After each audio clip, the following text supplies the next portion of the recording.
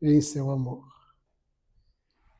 Quando Jesus estabeleceu o primado do reino de Deus, nos seus discursos, nos seus diálogos com os discípulos e com todos aqueles que o procuraram, as multidões que o ouviram, ficou se estabelecendo ao longo do pensamento religioso que o reino de Deus era um lugar para onde se vai.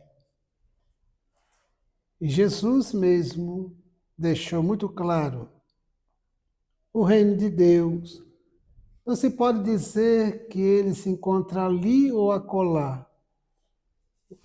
O reino de Deus não vem com aparatos externos. O reino de Deus está dentro de vós. Em outro momento ele diz: vós sois deuses, brilhe a vossa luz. Então ele nos coloca um grande desafio de entendermos esse reinado dentro de nós. Não é um lugar para onde se vai. E a luz que deve brilhar em nós. Quando ele diz que o reino de Deus, que nós trazemos esta luz e que devemos fazê-la brilhar, ele está falando de um estado potencial. A potência que trazemos na intimidade do ser, de desenvolver essa luz, esse reinado em nós. Quando ele estabelece que o reino de Deus não está ali nem acolá, mas dentro de vós, ele faz uma proposta desafiadora, a de autoconhecermos-nos, a velha proposta desafiadora socrática do autoconhecimento, mergulharmos em nós mesmos e desenvolvermos todos os nossos potenciais evolutivos. A doutrina espírita, no seu tempo, demonstrando cientificamente a imortalidade do espírito, depois demonstrando a lei de causa e efeito, e propondo, por demonstração também científica, a reencarnação, nos sinaliza para a lei de progresso, a lei de evolução. E esta evolução se caracteriza, se constitui da evolução intelectual e da evolução moral. No que diz respeito ao progresso intelectual, é o desenvolvimento da inteligência e a assunção de conhecimentos. Os espíritos, no livro dos Espíritos, afirmam que o espírito deve saber de tudo.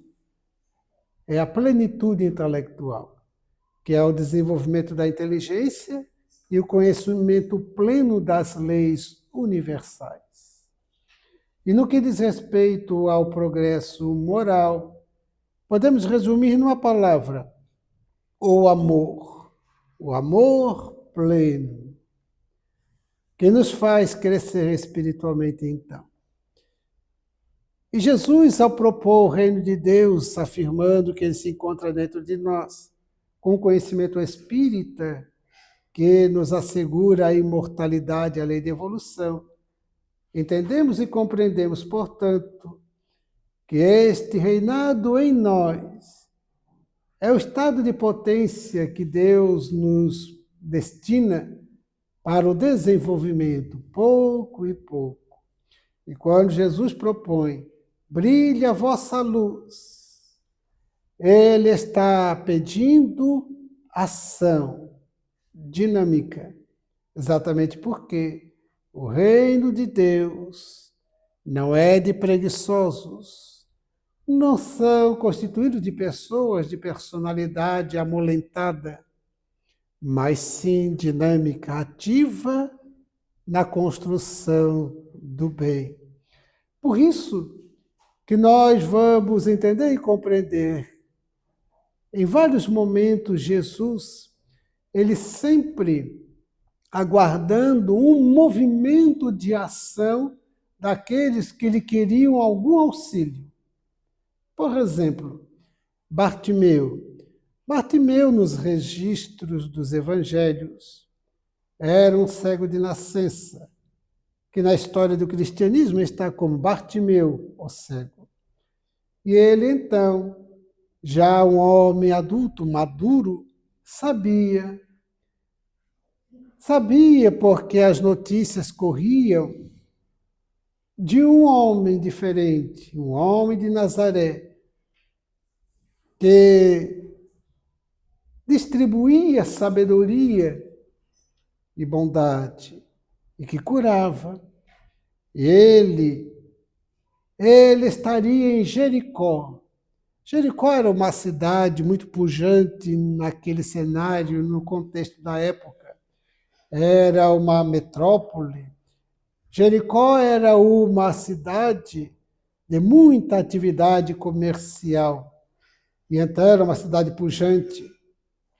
E esse Bartimeu ficava às portas da cidade de Jericó, porque era um movimento muito intenso de chegadas e saídas de pessoas vinculadas aos negócios, ao comércio. E Jesus estava em Jericó para levar a palavra iluminativa. E ele, sabendo das notícias que chegaram até ele a respeito daquele homem diferente, de sabedoria, de profundidade, que curava, ele acreditou, ele pode curar-me. E soube um tanto mais a respeito de Jesus.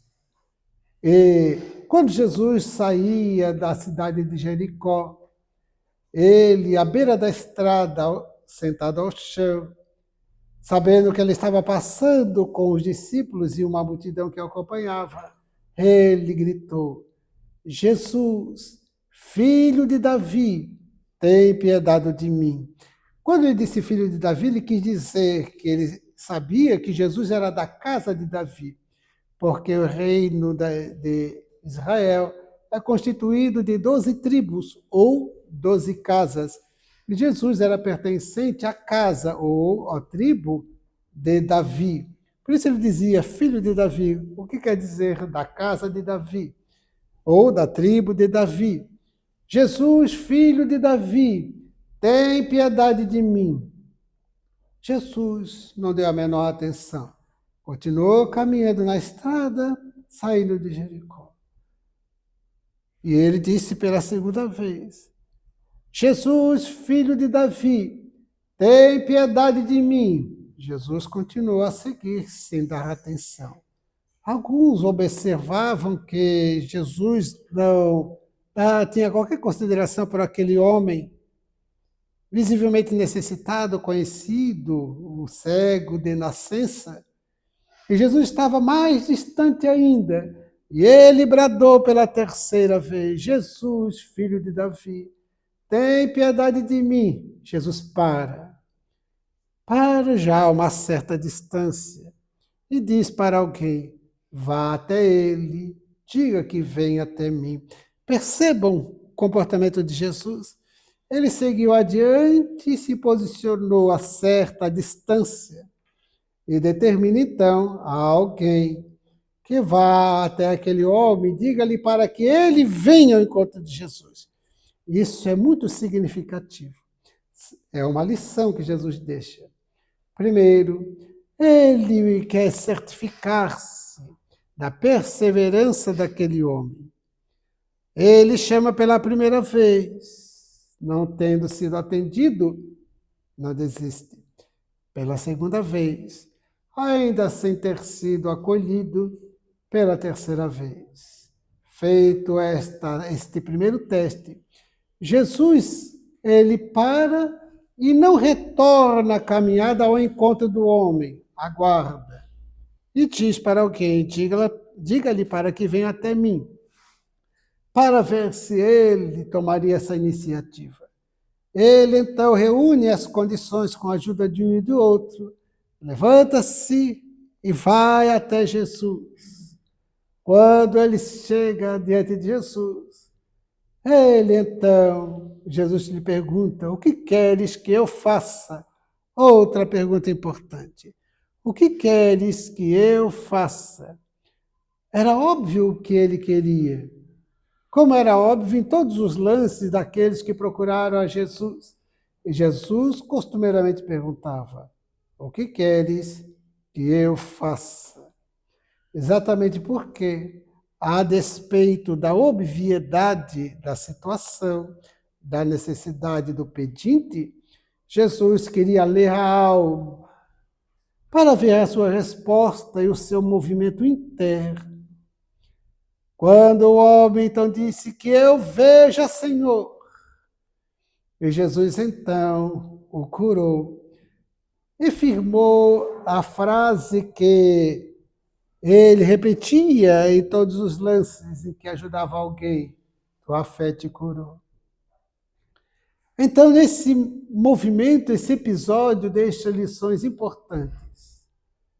Jesus aguardou o movimento, o empenho, a perseverança daquele homem, até oferecer-lhe a misericórdia da cura. Há outro episódio, paralítico de Cafarnaum. Este homem também paralítico de nascença.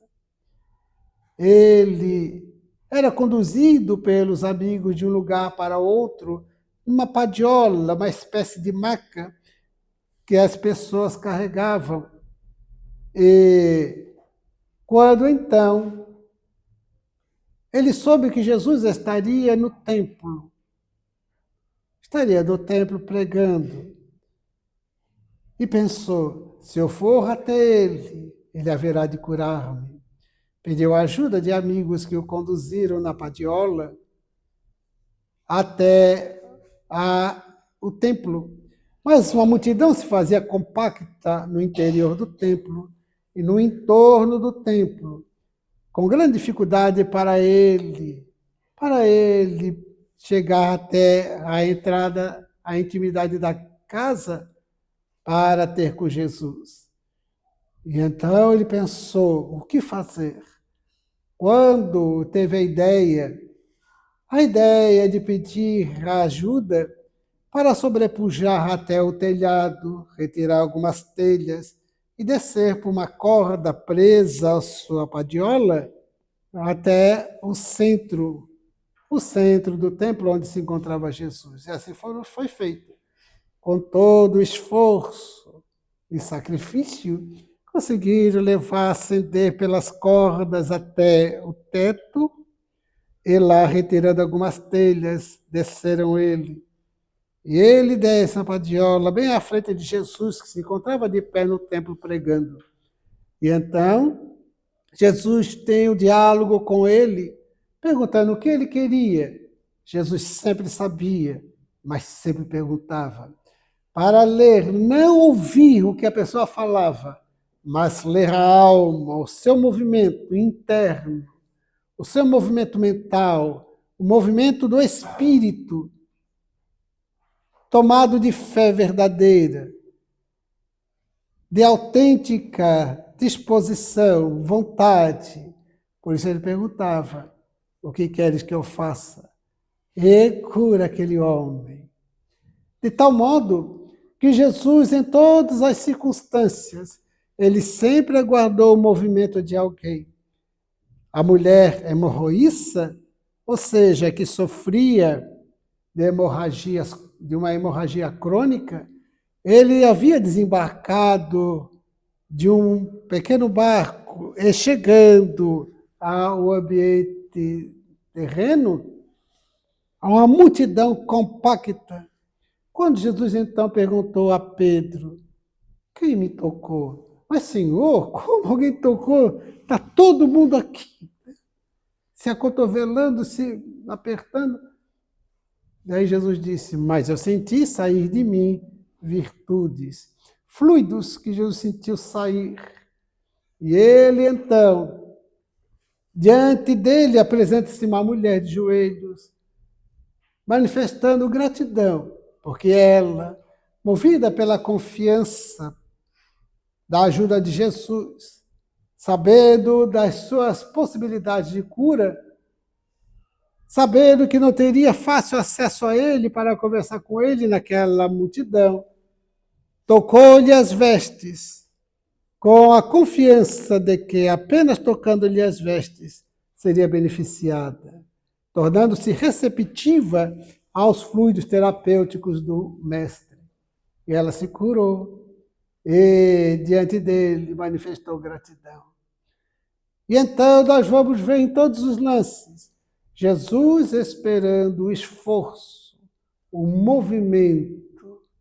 movimento daquele que precisava para ser atendido.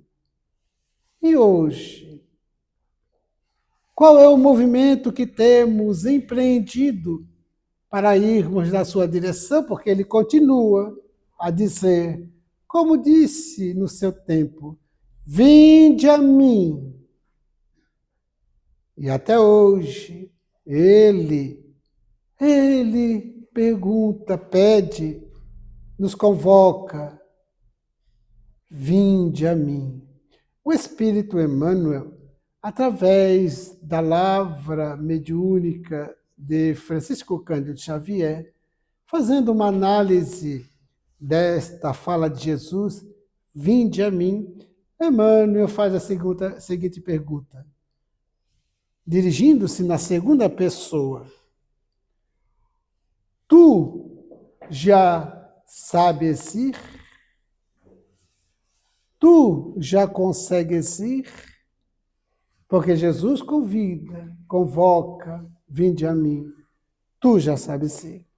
Nós lendo, quem lê na segunda pessoa do singular, ele está perguntando para quem lê. Tu já sabes ir? E cabe a mim, que estou lendo, responder. Eu estou indo na direção de Jesus. Esse vinde a mim não se resume aos apelos das preces, das rezas que se estabelecem. Esse movimento de ir a Jesus não se constitui através de rituais que as religiões tradicionais ao longo do tempo construíram. Essa ida até Jesus está no empenho de desenvolvimento de dentro para fora. E neste caminhar na direção dele, nós encontramos os outros, a quem Jesus chamou de o próximo. Em todos os lances, Jesus chama nossa atenção para o próximo. Fazei ao próximo, amai ao próximo. Toda hora se referindo ao próximo. Então, nessa nossa jornada até ele, há o próximo. E é nesta relação com o próximo que nessa sua convocação, vinde a mim, nós nos encontramos. E a sua proposta nessa relação com o próximo é de fraternidade, de solidariedade, de caridade. Para tanto, ele estabelece que somos irmãos. A palavra fraternidade decorre do radical frater, que significa somos irmãos. Então, fraternidade é a relação entre irmãos. Ora, a relação entre irmãos naturalmente conduz à solidariedade, que é a ajuda, a cooperação de um com o outro. Solidariedade. Nesse movimento frater e nesse movimento solidário, nós nos encaminhamos no desenvolvimento do sentimento e das emoções próprias do amor. A caridade é o amor em ação. Então, quando ele nos diz, convocando, vinde a mim, está nos dizendo ao psiquismo, até hoje, vinde a mim. Nosso movimento na direção dele pede fraternidade, solidariedade, caridade. Não é por outra razão que Allan Kardec, no Evangelho segundo o Espiritismo, estabelece fora da caridade não há salvação. Não há salvação do egoísmo, não há salvação do orgulho, não há salvação da prepotência, da arrogância, não há salvação do materialismo. Sem a caridade, que é o amor dinâmico, o amor ativo. Então, neste cenário em que vivemos na atualidade, em que curtimos as benesses da civilização, a tecnologia chegou a níveis impensáveis e de perspectivas cada vez mais importantes. Hoje, com um aparelho que cabe na palma da mão, mantemos contato com todo o planeta e realizamos inúmeras operações. Ao mesmo tempo, é que vivemos as grandezas das conquistas científicas e da tecnologia a ponto de já se imaginar, planejar viagens interplanetárias. Vivemos as voltas também com os problemas morais muito graves. A toda hora temos as notícias lamentáveis dos homicídios. A toda hora, uma notícia que chega falando de um feminicídio, de um abandono, de golpes. Os recursos da tecnologia facilitam tanto o nosso movimento na Terra, mas, ao mesmo tempo, nos colocam sempre possíveis de vítimas de um e outro golpe.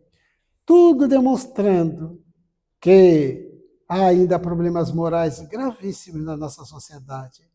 Não é por outra razão que Jesus disse: o meu reino não é deste mundo, não é deste mundo de mentiras, não é deste mundo de egoísmo, não é deste mundo de crimes de toda ordem. O meu mundo, o meu reinado, é o reinado da intimidade do ser, de um coração que se purifica, de um sentimento nobre, marcado pelo amor, e dos movimentos de fraternidade e de solidariedade. Eis o reinado. Um dia, em uma refeição com um grupo de amigos, alguém, sabendo que eu sou espírita, disse: perguntou, quando que o reino de Deus, a nova era, chegará à Terra? Quando que a nova era chegará à Terra? E eu lhe perguntei: mas você está esperando que a nova era aconteça para você se beneficiar da nova era? A nova era é uma construção interior. Tu já és mulher de nova era? Eu já sou homem de nova era? Quem de nós já pertence à nova era? Ou estamos esperando que a nova era chegue como se fosse alguma coisa que vem e se instala para eu me beneficiar? Não. A nova era é uma construção interna. É de dentro para fora. Por isso, nesses dias ainda tão difíceis, ainda tão desafiadores, o nosso compromisso como cristãos é o de sermos fiéis a Jesus e o seu Evangelho. Seja qual for a circunstância, aconteça o que for que venha ao nosso encontro, promovendo problemas, dificuldades e até mesmo um nível de sofrimento, permaneçamos firmes na direção do bem. Nosso compromisso é com o bem, Quando assumimos a condição de cristãos, o compromisso é com o bem. Não há mais espaço para mentiras. Não há mais possibilidades para aquele que se compromete com o bem, para o comportamento de tirar proveito em prejuízo de alguém. Não há mais espaço mental para a vaidade, o orgulho, a prepotência, a arrogância, filhos do egoísmo. O grande problema da evolução na Terra. Por essa razão, estejamos movidos pela disposição autodeterminada, a vontade autêntica de trabalharmos no bem, permanecendo no bem, a despeito de qualquer acontecimento em que pese o comportamento do outro, nada obstante as circunstâncias aziagas, permaneçamos fiéis ao bem. Nosso compromisso é com o bem. O espírito Joana de Ângeles, pela escrita mediúnica de Edivaldo Pereira Franco, estabelece: viva cada dia como se fosse o teu último dia na Terra. Um dia você acerta, que pode ser ainda esta noite, a próxima madrugada. Não sabemos se o dia de amanhã, o sol ao nascer, ainda estaremos no corpo. Vivos estaremos, mas não necessariamente no corpo. Exatamente porque na Terra, diz o Espírito Joana de Ângeles, não temos garantias de nada na Terra. E o Espírito Joana de Ângeles nos propõe: construa reservas de paz, porque não sabes o que te aguarda na próxima esquina. Na curva da esquina, poderemos ser surpreendidos com desafios bastante extremos. Por isso o Espírito propõe: construa reservas de paz.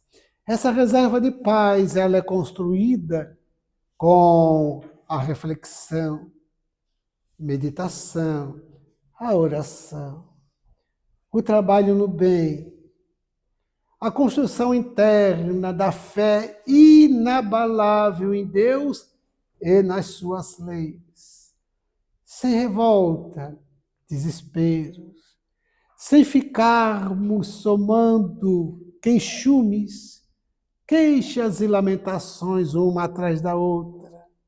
Coragem, resiliência. A resiliência, ela faz parte do estudo da física. Quando um material sofre qualquer agressão e depois daquela agressão ele volta ao normal. Um puff, por exemplo, uma almofada, ela tem uma estrutura de resiliência. A gente aperta a almofada, ela murcha, a gente tira essa pressão, ela volta ao normal.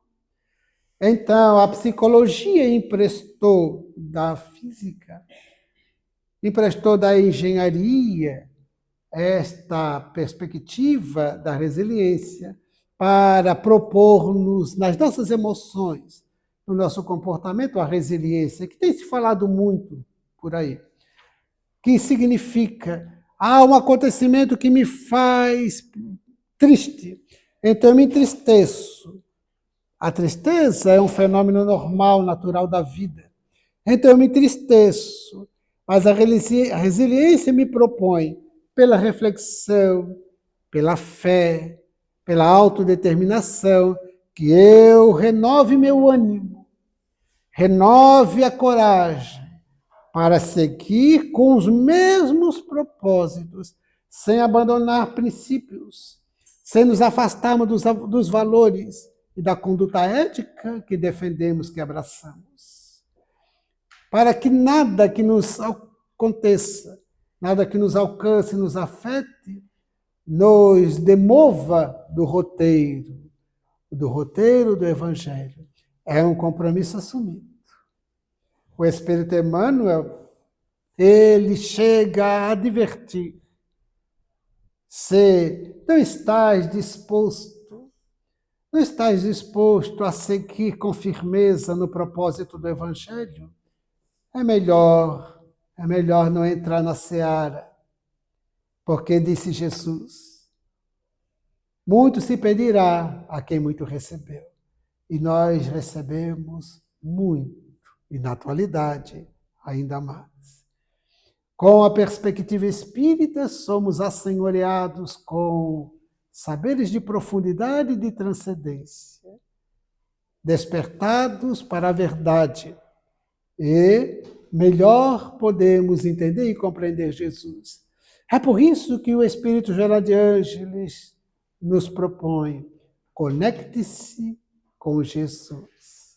Conectados com Jesus, nós não haveremos mais de desviarmos-nos da rota. Sigamos adiante. Sigamos adiante desenvolvendo o potencial de crescimento interior, o reino de Deus em nós. Porque ele não está ali nem acolá. Quando desencarnarmos, nós não vamos para o reino de Deus. Nós já levamos conosco, no estado de espírito, pacificado, sereno, tranquilo, seguros, porque ao longo do nosso percurso da existência corporal, vivemos a mensagem libertadora, libertando-nos. Então a reencarnação é por demais importante. Estamos todos por hora, nós aqui encarnados, no corpo ainda. Não sabemos por quanto tempo. Por isso, aproveitemos. Aproveitemos esse tempo, meditando, refletindo, aprendendo um tanto mais, para fazermos ainda melhor. E sigamos adiante, trabalhando o reino de Deus em nós, fazendo esta luz, como propôs Jesus, brilhar, com a alegria de viver, com a paz de espírito. E o bem como sendo nosso jeito de ser, nosso jeito de pensar, nosso jeito de viver, nosso jeito de agir. E avancemos na direção do próximo, tomados por esse sentimento libertador, renovador. Avancemos na direção de Jesus, que nos aguarda e nos está convocando: vinde a mim. E elevemos nossos pensamentos a Deus para dizer-lhe da nossa gratidão. Nossa gratidão a Deus pela vida, por estarmos aqui. Nossa gratidão a Jesus, porque um dia ele desceu das estrelas, mergulhou nas sombras densas da terra, para ser o nosso guia e modelo, nosso rei solar. Nossa gratidão a Allan Kardec, que nos deixou o legado da codificação espírita, que ilumina nossa consciência e pacifica o coração. Nossa gratidão a esta abençoada casa que nos recebe com amizade. A cada uma das senhoras, senhores e jovens presentes. Nossa gratidão particular com os nossos votos de muito progresso, nossos votos de muita paz. Muito obrigado.